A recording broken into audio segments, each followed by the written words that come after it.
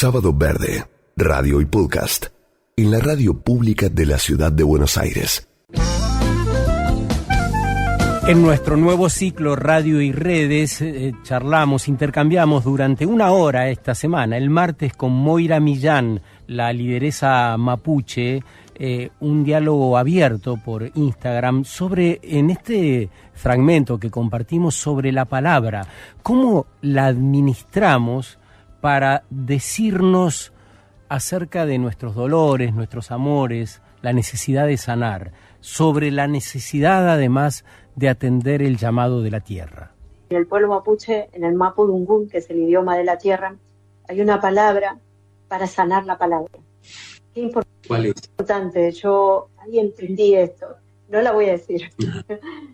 Ese es otro conocimiento que me parece que se entrega cuando se es merecido, cuando tenemos un vínculo. Pero las palabras para sanar la palabra, ahí entendí que a veces hablamos tanto para decir tan poco y pensé, tengo que empezar a administrar mejor mi palabra. Y a veces para poder nombrar el dolor, explicar cómo nos afecta, nos quedamos sin palabra y quizás entonces sean los silencios esas palabras. Pero vamos a empezar a buscar la forma de sanar. El fuego, el fuego en sí mismo es un egüen, es una fuerza. Voy a contar esto que hacíamos ceremonias hace muchos años en Epuyén, en el 2014 creo. Hicimos una ceremonia, todas las mujeres indígenas que nos preparábamos para la primera marcha de mujeres originarias por el buen vivir. Entonces en el lago Epuyén hicimos una ceremonia. Vino la gente de parques y la policía y nos dijeron, no van a poder hacer fuego. El fueguito nuestro es un pequeño fuego, un fuego sagrado, es un pequeño fuego. No pueden prender fuego acá, está prohibido, no lo van a poder hacer. Entonces faltó el elemento fuego. Obedecimos, hicimos con agua, estuvo la tierra y faltó el elemento fuego. Terminó nuestra ceremonia, nos fuimos.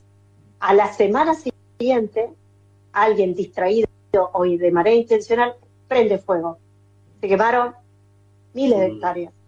Y una de las ancianas que levantó la ceremonia me dijo, hicimos mal, hermana. Tendríamos que haber tenido coraje, porque no le hablamos al fuego. Y el fuego es una fuerza, y buscó su lugar. Entonces pienso que nuestra espiritualidad, la espiritualidad de los pueblos indígenas, que sigue siendo perseguida en un país donde se habla de libertad de culto, nuestra espiritualidad encierra un código de comunicación, casi te diría secreto con las fuerzas, que permanentemente se vinculan con nosotros, con nuestra vida, con nuestro modo de habitar el mundo, y tendemos a la armonía. Cuando suceden estos fuegos, nosotros hacemos ceremonia, pedimos lluvia, nos movemos, salimos a apagar los incendios. Jamás el pueblo mapuche enciende el fuego de la muerte en los territorios.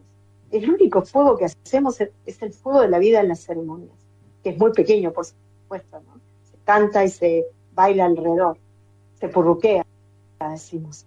Entonces, ese fuego de la muerte encierra también un lenguaje. A ese fuego de la muerte se lo tiene que parar y tenemos que crear tal vez la palabra poderosa que termine con estos especuladores. Y voy a contar una anécdota más sobre este tema y pasamos a otro si quieres. Sí. Recuerdo una vez yo me fui, dejé el territorio, hicimos ceremonia antes que yo me fuera y se quedó mi hermano que es el lonco de la comunidad. El lonco es la autoridad espiritual, el que dialoga con todas esas fuerzas, levanta ceremonia, es mi hermano Mauro, mi hermano mellizo. Unos delincuentes encienden fuego en la estancia que está enfrente y el fuego se empieza a propagar. Y el fuego se venía hacia el lugar donde yo tenía mi casa y yo no estaba. Y no había manera de frenarlo porque en verano hay mucho viento acá, sequía, no había nada para apagarlo de manera directa. Lo único que le quedó a mi hermano fue hablar con el viento. Y es lo que hizo. Y el viento cambió de lugar y el fuego fue quemando al terrateniente, pero no quemó ni un pedacito de pastito de nuestro pequeño reducto territorial del no Piliamahuiza. Entonces, es que puede que alguien me escuche y no lo crea. No me interesa la incredulidad de Occidente. Yo sé que es así. Y mientras esto sea así, es muy poderoso. Vamos a poder tener una herramienta para la vida. Es muy poderoso lo que decís, ¿no? Porque tiene que ver también con la potencia de la intención, se me ocurre, ¿no? Con la potencia de poder comprender que sí somos internamente poderosos como para lograr muchas más cosas de las que creemos, ¿no? ¿Cuál es tu Dios, Moira? La idea de Dios siempre se me ha ocurrido piramidal, ¿no? Entonces, para que haya un ser superior, tiene que haber seres inferiores. Para que haya un creador, tienen que haber creados. Entonces, no creo en un Dios, creo en las fuerzas de la naturaleza, creo que siempre me preguntan, entonces los mapuches ¿en qué creen? Y hay algo muy interesante, porque el pueblo mapuche nunca se preguntó quién creó el mundo, sino que la pregunta que estructuró filosóficamente nuestra construcción cultural es ¿cómo me relaciono con lo creado? Y creo que de tanto preguntarnos quién creó, nos olvidamos de lo creado. Y no me quita el sueño preguntar quién creó. Sí me preocupa cómo me relaciono con todo lo que está en el planeta y todos mis hermanos mayores, que son los animales, el bosque, el resto de la naturaleza. Entonces no existe esa idea en mí de Dios. Sí, el amor, y lo siento, Sergio, incluso cuando estoy inmensamente triste, yo siento el amor de la tierra. Yo siento que si me baño en el río me limpia de todo el mal pensamiento, me limpia el dolor, de la rabia, me limpia el río, me da sabiduría, me da ideas de cómo continuar, me limpia el bosque, me limpia la mapu cuando la voy a sembrar. Entonces, creo en la tierra, creo en los animales, creo en todo lo que existe, y creo que sí nos hablan, que sí podemos comunicarnos, y creo que esta espiritualidad es una espiritualidad de mucha esperanza y que nos permite ser hacedores también de un destino diferente. Por eso también la persecución, por eso las religiones coloniales tienen luz verde para entrar con millones de dólares a nuestros territorios, vendernos la idea del paraíso mientras siembran el infierno. Hay multimillonarios que, así como salen de cacería de rinoceronte, de leones, que es una aberración, salen también de cacería de niñeces indígenas, porque quieren practicar sus aberraciones sexuales. Y todo eso, por ejemplo, ahora se hablan del escándalo de Logan, y yo digo, hace años que venimos diciendo las mujeres indígenas, lo que pasa con el chineo, lo que pasa con el tráfico de niñeces indígenas para la prostitución, para el tráfico de órganos. ¿Qué es el chineo? El chineo es un verbo, chinear, que lo inventaron los colonos. Cuando llegaron a los territorios indígenas y vieron nuestros rostros, nuestros ojos rasgados, dijeron que éramos chinitas. Entonces, en el norte del país, sobre todo, hasta hoy día sucede, a las jovencitas, a las niñeces, porque son niñas, algunas 10, 11 años, 12, son forzadas, o sea que son violadas por personajes que tienen cierto poder económico y también político dentro de las ciudades, de estas pequeñas ciudades. Es una práctica que viene de la oligarquía colonial y que lamentablemente todavía continúa. Me preguntaban justamente para el 12 de octubre, yo decidí, Sergio, no dar más entrevistas ni para el 11 ni para el 12 de octubre, porque no quiero que seamos una efeméride. No somos una efeméride, no somos una fecha en el almanaque. Somos pueblos presentes, con lucha, con resistencia, entonces decidí no dar más entrevistas. Pero sí el día posterior, y estaba hablando con una periodista que me decía las declaraciones que había hecho Milei respecto al 12 de octubre, y me decía, ¿será que hay un retroceso? Y yo no creo que haya retroceso, no hay retroceso. Lo que hay son dos países, hay dos modelos de país en pugna, dos modelos de país que se tensionan. Un modelo de país plurinacional, un modelo de país que reconoce que hay pueblos indígenas que tenemos derechos preexistentes, que podemos ser un sustrato fundamental en la conformación de un nuevo modelo civilizatorio, y con ese componente de pueblo criollo y de los pueblos indígenas hay un modelo de país que camina, que resiste, que lucha y que logra cosas. Y hay un otro modelo de país que sí es fascista, que sí es colonialista, que sí es racista, y que ese modelo de país justamente concentra la inmensa mayoría de los territorios, el poder económico, el poder político, y ese modelo de país no es solo mileísta o del PRO, ese modelo de país está en el peronismo, está en todos los partidos políticos, es transversal, se llama racismo colonial. Y se me ocurre que para cambiar todo lo que hace falta cambiar, necesitamos cambiar la educación, ¿no? El modo de educarnos y revisar qué estamos aprendiendo, ¿no? ¿Qué necesitamos aprender? ¿Qué necesita aprender la comunidad del siglo XXI? Mira, ya estamos llegando casi al final del primer cuarto del siglo XXI. Estamos incorporando naturalmente la tecnología. Vos tenés un teléfono celular seguro ahí, yo tengo otro acá. Nos está sirviendo para tener una conversación respetuosa y para, me da la impresión, alentarnos en nuestras luchas cotidianas, y quizá otras personas que están por ahí.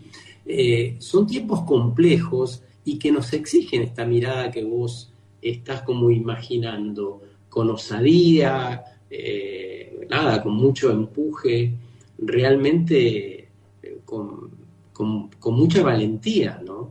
Y ahí en la educación me parece que hay algo que decir, ¿no? Sí. Bueno, yo creo que se pueden construir modelos educativos alternativos. De hecho, yo vivo en una casita de bioconstrucción y la doné para que exista ahí la pluriversidad indígena. ¿Por qué pluriversidad indígena? Porque nosotros hablamos de universidad, que es un solo universo. La pluriversidad son muchos universos dialogando. Eso. ¿Dialogando hacia qué? Hacia el buen vivir. Hacia el buen vivir. Entonces acá ya se está produciendo. Tengo que volver a hacer una casita para liberar de todo esto, porque ya están sucediendo los talleres. Y queremos que la educación sea de acuerdo al ciclo de la Tierra. Entonces, ¿cuáles son las inquietudes que tenemos nosotros, los pueblos indígenas, las comunidades indígenas?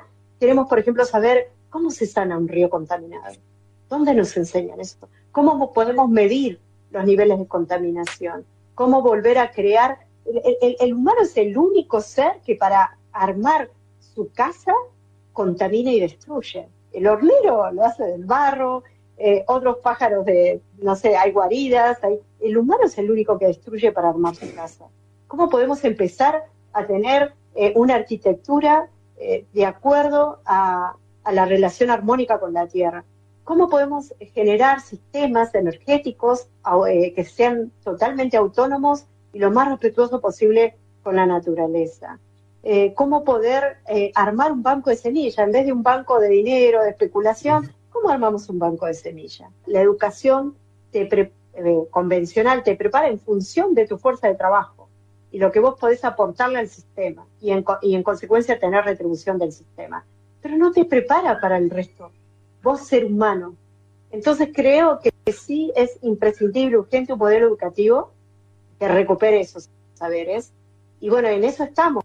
Este espacio de pluriversidad es para eso, ¿no? Para recuperar esos saberes y poder compartirlos. Moira Millán, con nosotros un rato esta mañana, conversamos una hora, el vivo completo está en Vasco Verde, en mi cuenta, lo podrían escuchar si tienen ganas.